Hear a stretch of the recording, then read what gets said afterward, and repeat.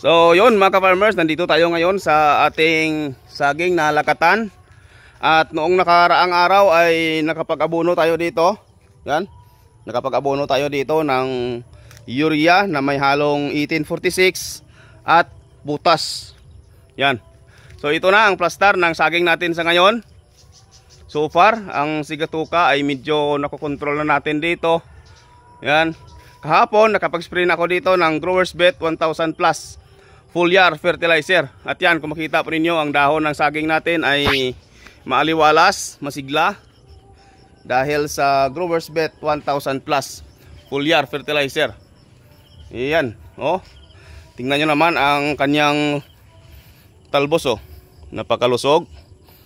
Yan, oh. 'Di ba? Oh. Yan. Yan ang epekto ng Growers Bet 1000 Plus foliar fertilizer.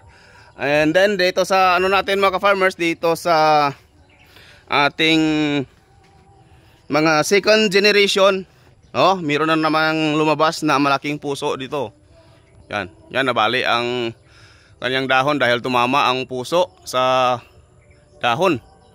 Ano, malaki.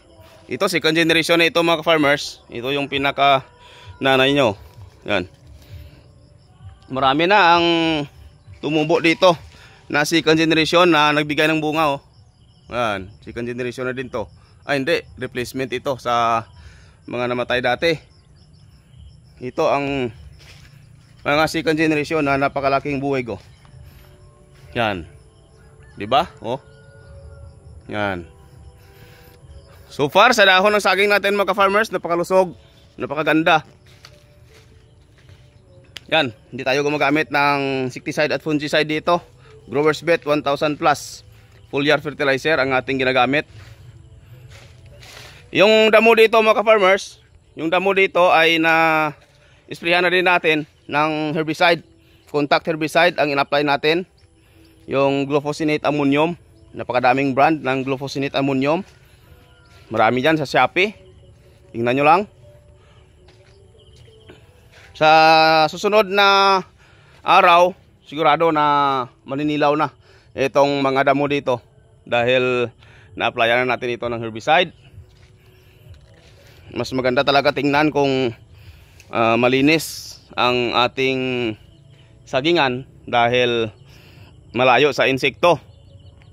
Herbicide ang ginamit natin sa pag-spray dito mga farmers. Hindi na tayo nagpa-manumanong palinisan itong sagingan natin para naman makatipid tayo sa sa gastos dahil kung patrabaho natin ito sa mga tao, sigurado na malaki ang ibabayad natin. Bago ako nag-spray dito ng herbicide mga ka-farmers, pinalinis ko muna ang puno ng saging natin. Nagpa-round weeding ako muna. Yan, tulad dito.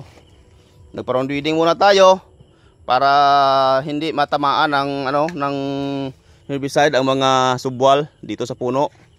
Yan. And then nakapag-abono na din tayo dito. Oh, ang daming subwal mga farmers, oh. Yan. Nasulputan lang sila, mga magagandang klase ng subwal, oh. Oh. Yan. Ito yung mga pasunod natin sa ating second generation. Yan. Generally mga farmers, maganda ang saging natin dito, although na bugbog ito sa sa sigatuka. Grabe ang sigatuka noong mga nakaraang araw. So ngayon, na-control natin, nakapag-delift na tayo at nakapag-spray na tayo ng Growers Bet 1000 Plus foliar fertilizer.